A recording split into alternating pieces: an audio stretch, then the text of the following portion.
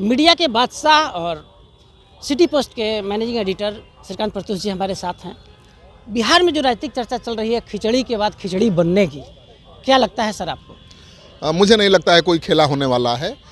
खेला होना होता तो नीतीश कुमार 10 दिनों की चुप्पी साधने के बाद चुप्पी नहीं तोड़ते। उन्होंने चुप्पी तोड़ दी है और कहा है कि फिर गलती नहीं करेंगे, बीजेपी के साथ ही रहेंगे, मतलब कहीं जाएंगे नहीं। प्रेशर पॉलिटिक्स है, सीटों के शेयरिंग को लेकर अब बातचीत चल रही है।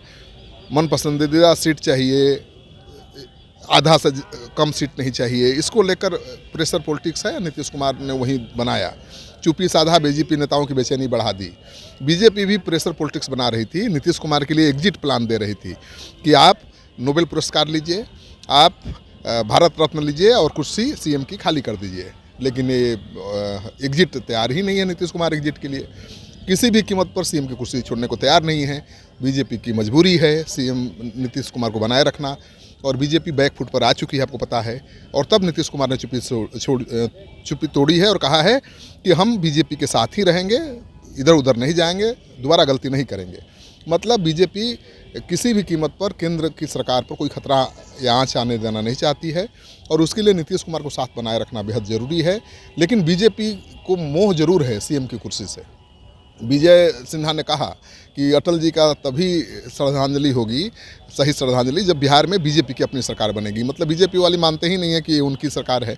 उनकी सरकार तब होगी जब उनका मुख्यमंत्री होगा।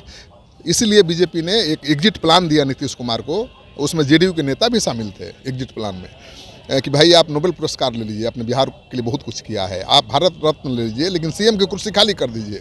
लेकिन जेडीयू वाले भड़क गए, नीतीश कुमार ने चुप्पी साध ली, बीजेपी की बेचैनी बढ़ गई, दिल्ली से पटना तक सफाई देते रहे, ऐसा कुछ नहीं है, सीएम आप ही रहेंगे, चेहरा आप ही रहेंगे, आप ही नेता होंगे। नीतीश कुमार ने चुप्पी तोड़ दी, तो कुछ होने वाला नहीं है। इस बार खिचड़ी के बाद भी नीतीश कुमार एनडीए के साथ बने रहेंगे, और एनडीए में उनकी हर शर्त मानी जाएगी, मानकर चलिए। और 120 से ज़्यादा सीटों पर चुनाव लड़ेंगे नीतीश कुमार, क्योंकि वो चाहते हैं कि 60-70 से ज़्यादा सीटें जीतकर फिर से वो मुख्यमंत्री बने और आगे अपने उत्तराधिकारी को मुख्यमंत्री की कुर्सी पर बिठा सके।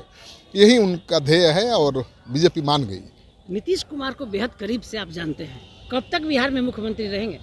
नीतीश कुमार 25 में मुख्यमंत्री बनेंगे, कोई रोक नहीं सकता है। बीजेपी के साथ जब तक हैं, बीजेपी को कोई हरा नहीं सकता है, ये सच है।